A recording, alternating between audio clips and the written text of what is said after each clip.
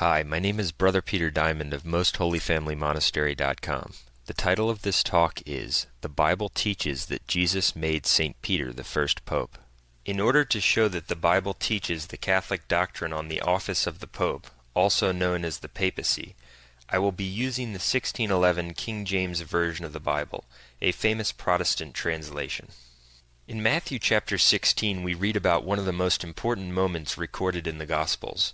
Jesus gathers his apostles in order to ask them, "Whom do men say that I am?" and, quote, "Whom do you say that I am?" One of the 12, Peter, answers by correctly declaring that Jesus is the Christ, the Son of the living God. Matthew 16:16-19, quote, "And Simon Peter answered and said, Thou art Christ, the Son of the living God. And Jesus answered and said unto him, Blessed art thou, Simon Bar-Jonah, for flesh and blood hath not revealed it unto thee, but my Father which is in heaven. And I say also unto thee, that thou art Peter, and upon this rock I will build my church. And the gates of hell shall not prevail against it. And I will give unto thee the keys of the kingdom of heaven.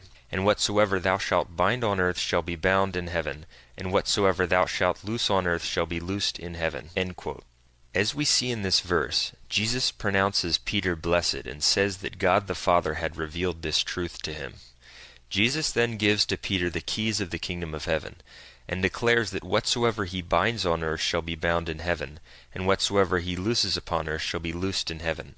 Even though all 12 disciples are gathered together for this meeting, Jesus says these things only to St. Peter. The change of Peter's name. Jesus also changes his name from Simon to Peter, and says, quote, "Thou art Peter, and upon this rock I will build my church." End quote. The Greek word for this, as in this rock, is the demonstrative pronoun taute. It means, quote, "this very rock," or "this same rock." In the King James Version, that demonstrative pronoun taute is translated as, quote, "the same" in 1 Corinthians 7:20, and, quote, "this same" in 2 Corinthians 9:4. So Jesus' statement to Peter has this meaning: "Thou art Peter, and upon this very rock I will build my church." It just so happens that Jesus also changes his name from Simon to a name which means rock, but I will cover more on this later. All of what Jesus says to St. Peter is obviously very significant, for as Jesus himself says, it concerns the keys to the kingdom of heaven and the very foundation of his church. But let's first look at the change of his name from Simon to Peter. In the Old Testament, a change of name denotes an appointment or a special calling or a change in status. In Genesis 17:5 we read the following about Abraham, quote, "Neither shall thy name any more be called Abram, but thy name shall be called Abraham, for a father of many nations have I made thee." End quote.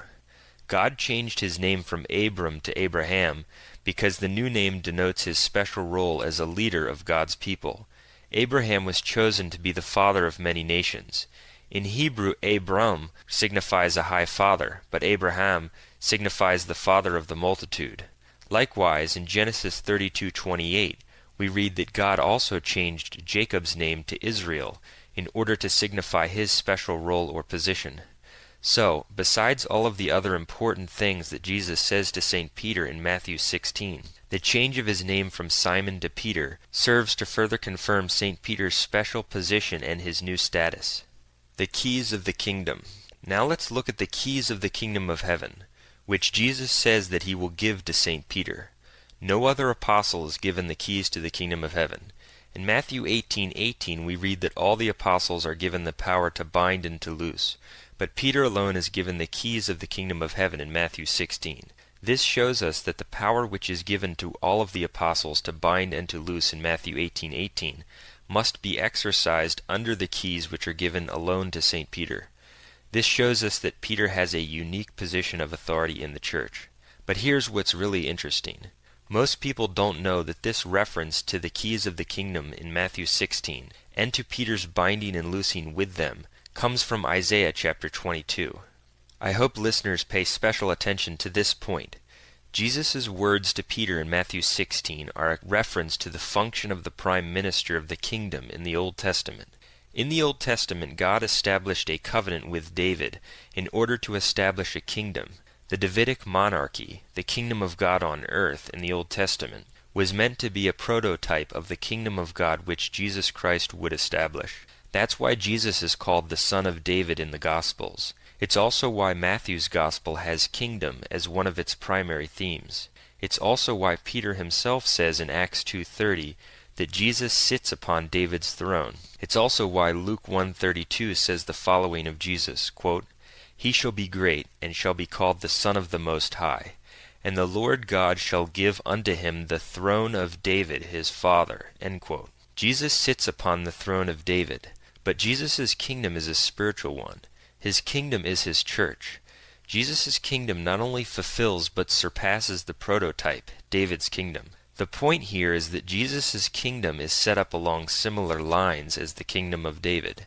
In David's kingdom you see not only that there was a king ruling all the subjects, but that the king had royal ministers, a sort of royal cabinet. You see references to this royal cabinet, these chief officers or royal ministers of the king, in 2 Kings 8, which is 2 Samuel 8 in the Protestant Bible. You also see a reference to them in 3 Kings 4, which is 1 Kings 4 in the Protestant Bible. You see references to this royal cabinet of the king in other passages as well. In this royal cabinet there was a minister of defense, ministers in commerce, provisions, etc. But between the king and his cabinet stood one man, a prime minister, who was over the king's house. And that's where the fascinating truth of Isaiah chapter 22 comes into play.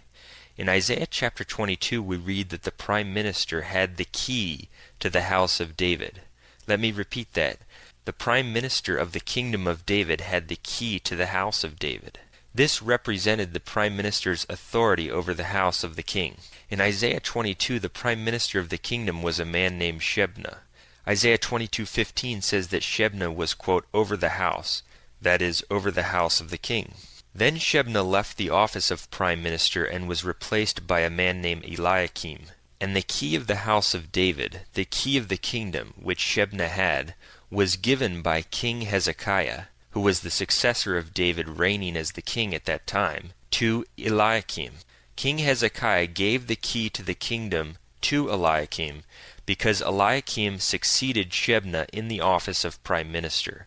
Isaiah 22:20, quote, "And it shall come to pass in that day that I will call my servant Eliakim the son of Hilkiah, and I will clothe him with thy Shebna's robe, and strengthen him with thy girdle, and I will commit thy government into his hand, and he shall be a father to the inhabitants of Jerusalem, and to the house of Judah. And the key of the house of David will I lay upon his shoulder. So he shall open, and none shall shut, and he shall shut, and none shall open." End quote.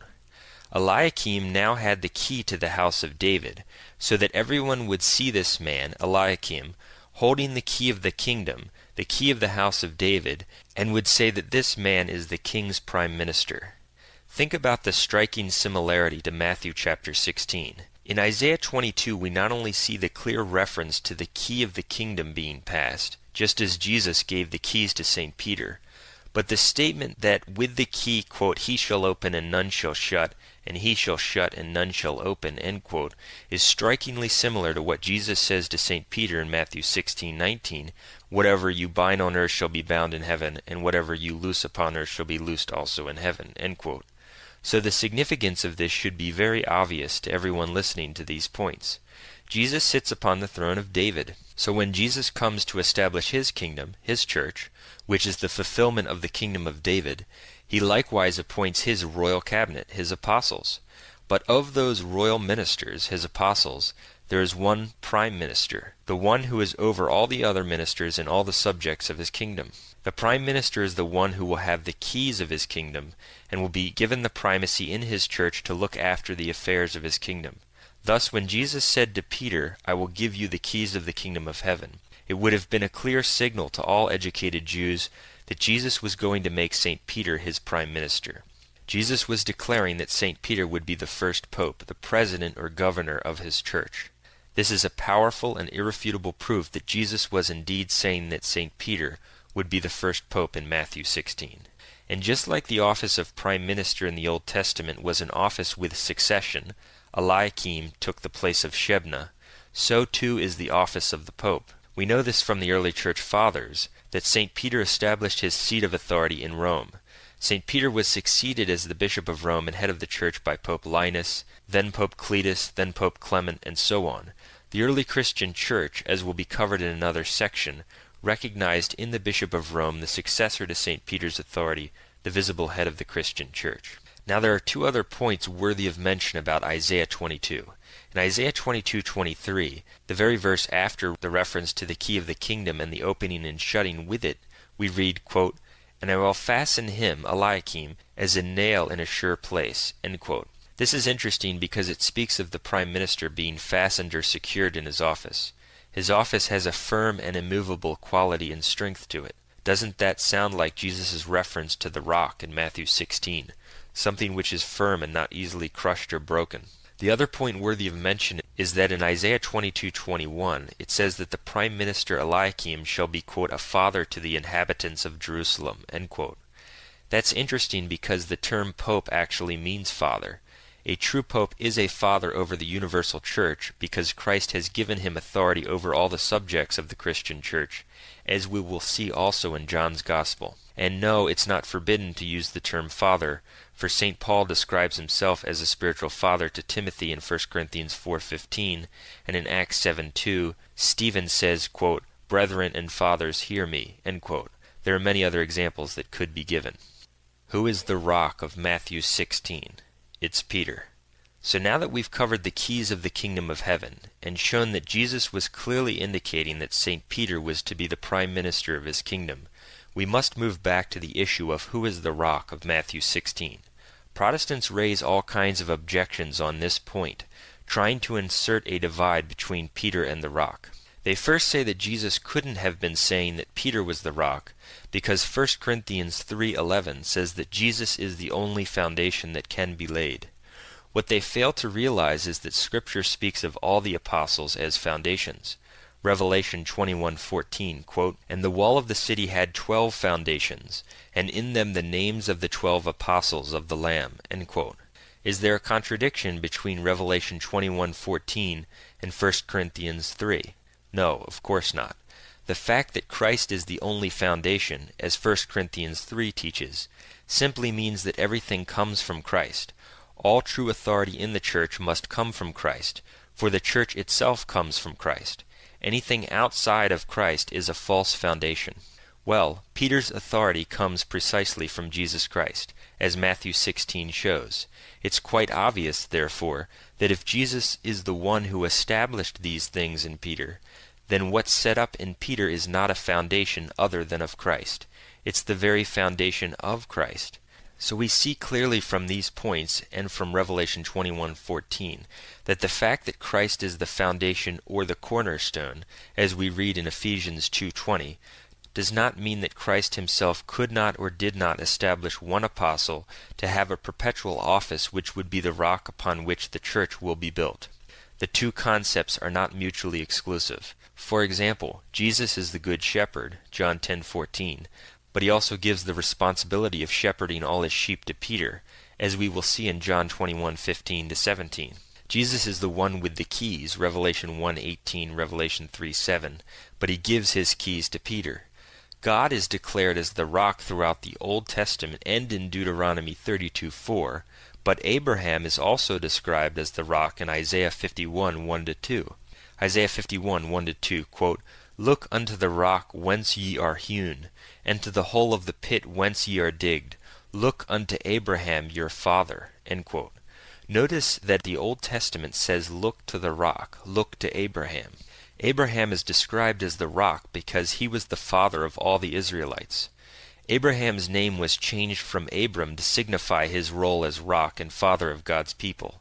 Wouldn't it be fitting, then, for Jesus to choose someone as the rock and father in the New Testament of the new Israel, the church? Yes, and that's why Simon's name was changed to Petrus, which means rock. Now that we've answered the objection that Peter couldn't have been the rock because Jesus is the foundation/cornerstone, let's move to some other objections in this regard. Protestants say that Jesus couldn't have been saying that Peter was the rock because in the Greek of Matthew 16, Peter's name is Pétros, which means small stone, while the word to denote the rock is Petra, which means large rock. The Greek says, "Thou art Pétros, and upon this very Petra I will build my church." But there are many problems with this argument.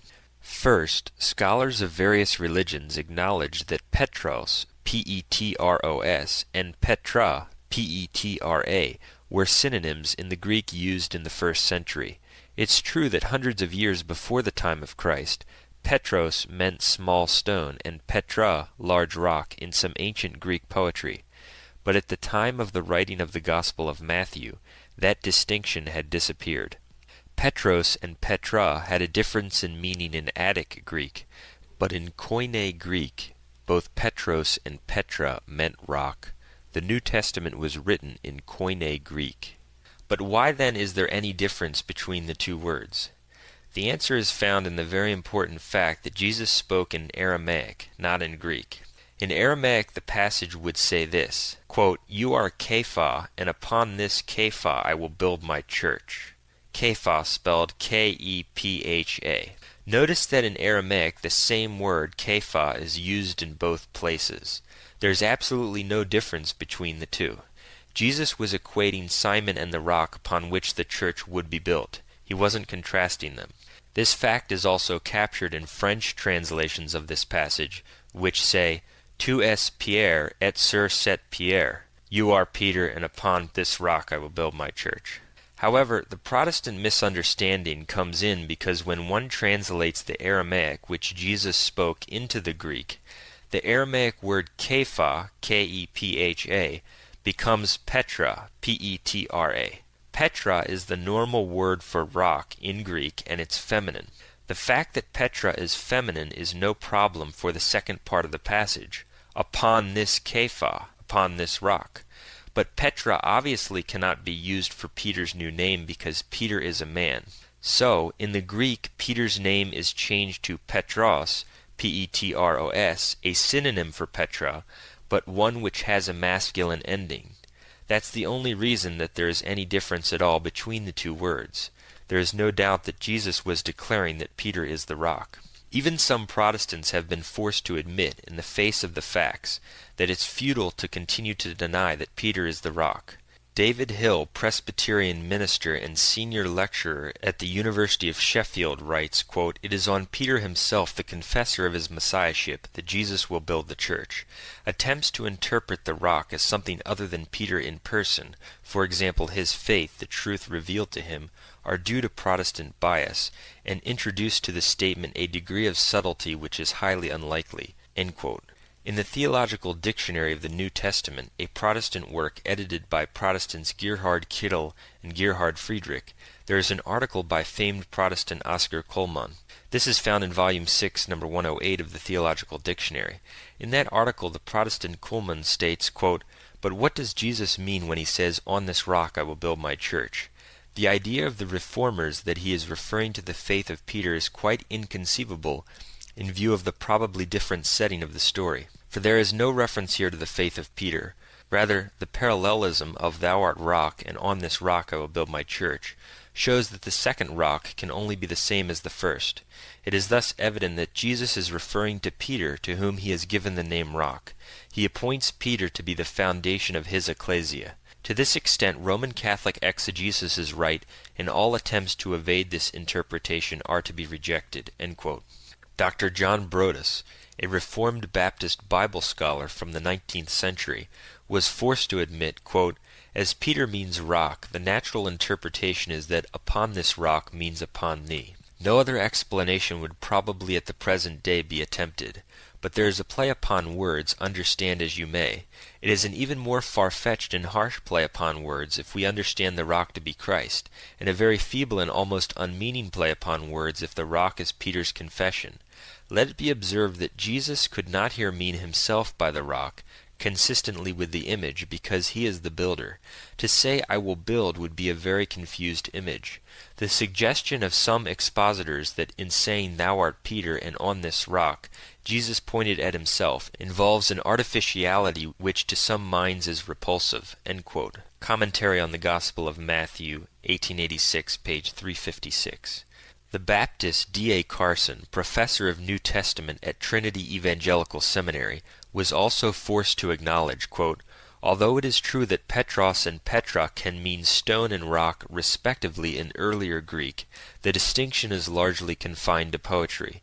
Moreover, the underlying Aramaic is in this case unquestionable, and most probably kēfā, K-A-P-H-A, was used in both clauses, you are kēfā and on this kēfā, since the word was used both for a name and for a rock.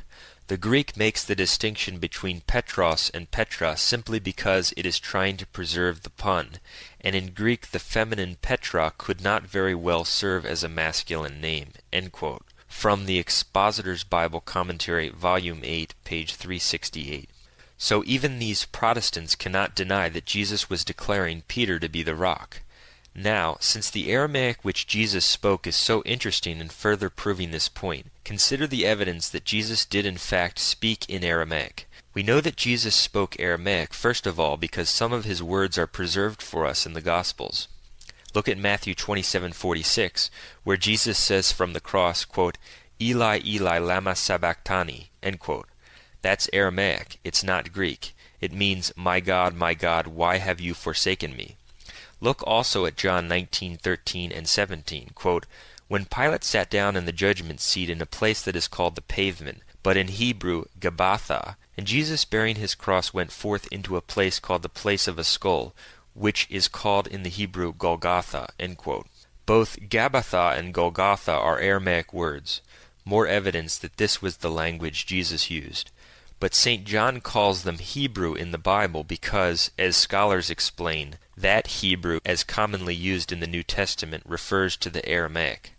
There is also strong evidence from the early church fathers that the Gospel of Matthew was originally written in Aramaic and then translated into Greek. Eusebius, who is the historian of the early church, the first one to write a history of the church from the beginning to his own day in the 4th century, repeatedly stated that Matthew wrote his Gospel in Hebrew, meaning Aramaic. In Book 3, Chapter 3 of his Ecclesiastical History, Eusebius quotes Papias to state, quote, "Matthew composed his history in the Hebrew dialect, and everyone translated it as he was able," end quote. By the Hebrew dialect he means Aramaic. In Book 6, Chapter 25, Eusebius quotes Origen to state, quote, "The first Gospel is written according to Matthew, who having published it for Jewish converts, wrote it in the Hebrew," end quote. In Book 6, Chapter 25, Eusebius quotes the great early church father St. Irenaeus to state, quote, "Matthew indeed produced his Gospel written among the Hebrews in their own dialect, while Peter and Paul proclaimed the Gospel and founded the church at Rome," end quote.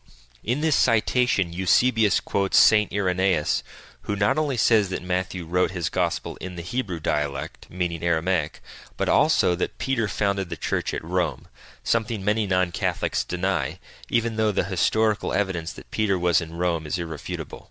Keep in mind that Eusebius, who cites Papias, Origen, and Irenaeus to show that Matthew wrote in Aramaic, lived from approximately 260 to 340 AD and wrote the very first complete church history.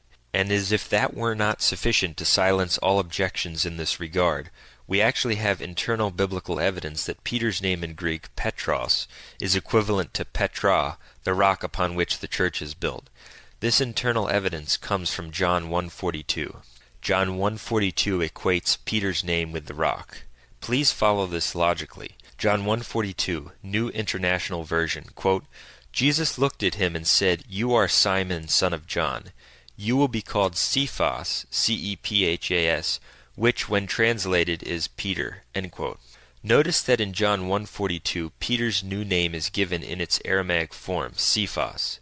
Some may ask, I thought Peter's name was kēfā, K-A-P-H-A, in Aramaic. Yes, but in English versions of John 1:42, such as the one I'm reading from, kēfā is simply anglicized as Cephas. So John 1:42, which is referring to Peter's name in its original Aramaic, says that Cephas is translated as Peter. To put it as simply as possible, John 1:42 gives us the key that St. Peter's new name is equivalent to the Aramaic word kēfā. And we know that the Aramaic word kēfā would be translated into Greek as Petra. Therefore, we know that Peter's name, which is translated into Greek as Pétros, is equivalent to Petra. Peter's new name is equivalent to the rock. There's no doubt about it. Even the famous Eastern Orthodox scholar John Meyendorff had to admit that the Bible teaches that Peter is the rock. Quote, Peter is the Corphaeus of the apostolic choir. He is the first disciple of Christ and speaks always on behalf of all. It is true that other apostles, John, James, and Paul, are also called Corphae and primates, but Peter alone is the rock of the church. His primacy has therefore not only a personal character, but bears an ecclesiological significance. End quote. From The Primacy of Peter, Aylesbury Bucks, UK, The Faith Press, 1973, page 14. Also, think for a moment about how absurd it would be if Jesus were not saying that Peter is the rock. As we've just shown, Jesus pronounces Peter alone blessed. Jesus changes St. Peter's name alone to rock. Jesus gathers his disciples and gives the keys of the kingdom alone to Peter. But when he's talking about the rock, even though the statement comes in the midst of all these, Protestants would have us believe that Jesus is not talking about Peter, but about himself or something else.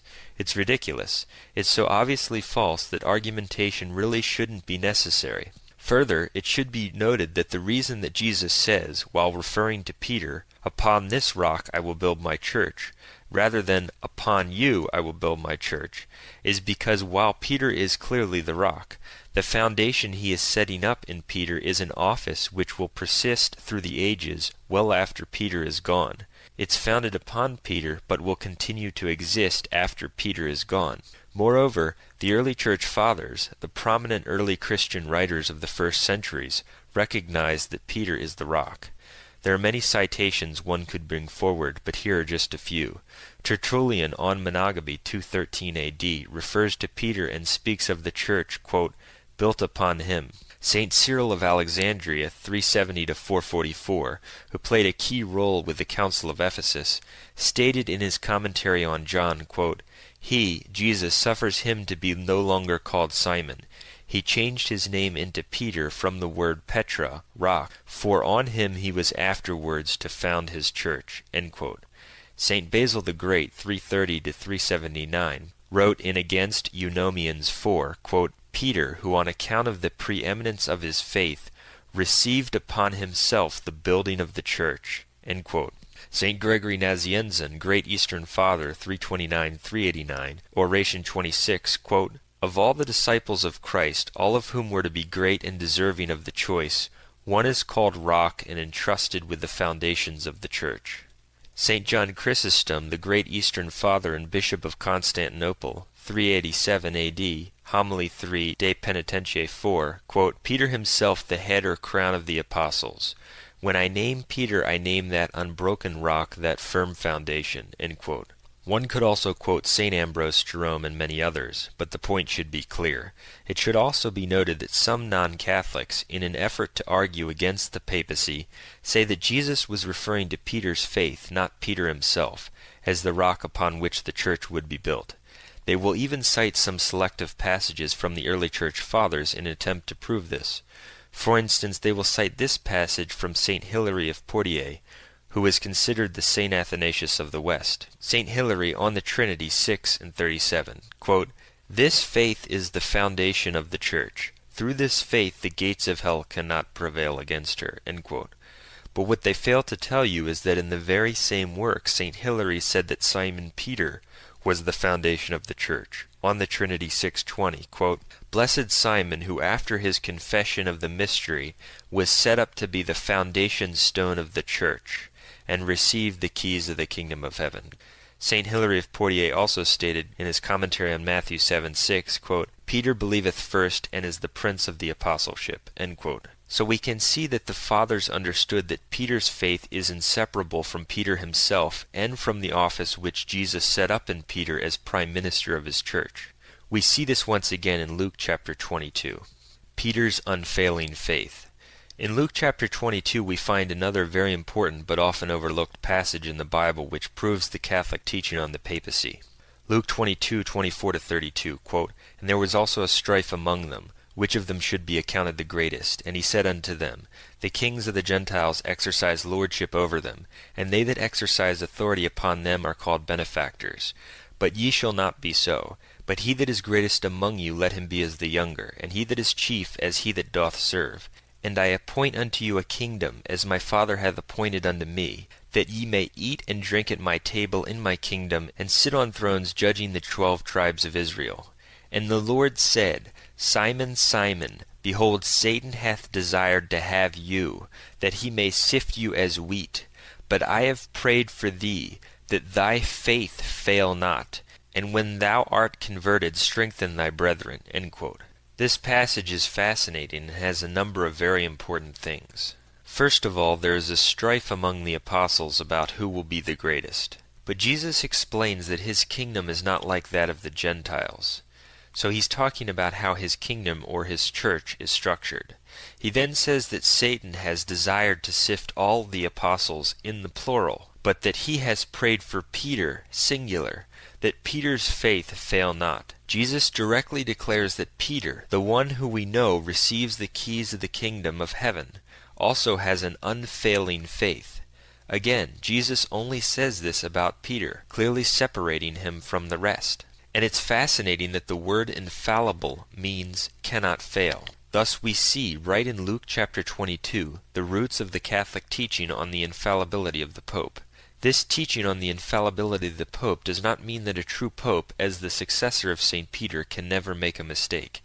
It does not mean that he cannot sin. What it means is that when a true Pope teaches authoritatively on faith or morals to the entire Church, when he teaches from the chair of St. Peter, Jesus will not let that teaching fail, because then the Church itself would be led into error and fail. Vatican I put it this way, Pope Pius IX, Vatican Council I, Session 4, 1870, quote, So, this gift of truth and a never-failing faith was divinely conferred upon Peter and his successors in this chair. End quote. It's an unfailing faith of the office of Prime Minister which has been established in Peter and will carry on through his successors in that office.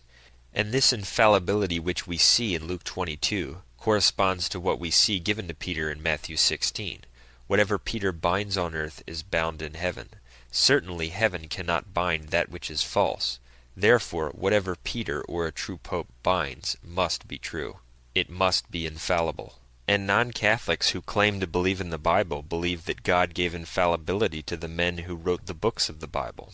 So, in light of all of this evidence from the Bible itself, it shouldn't be hard for any person to accept that God gives infallibility to the prime minister or pope of his church when the pope of his church fulfills the requirements to speak infallibly. As one Protestant minister even admitted, if papal primacy is true, papal infallibility logically follows. For there would be no point for God to found his church upon Peter and give him supreme authority over the flock, if, when making doctrinal judgments which bind the universal church, he could lead the entire flock into error. 1 Timothy 3:15 says that the church is the pillar and foundation of the truth. And even in the very early church, the fathers saw this passage in Luke 22 as another example of papal primacy.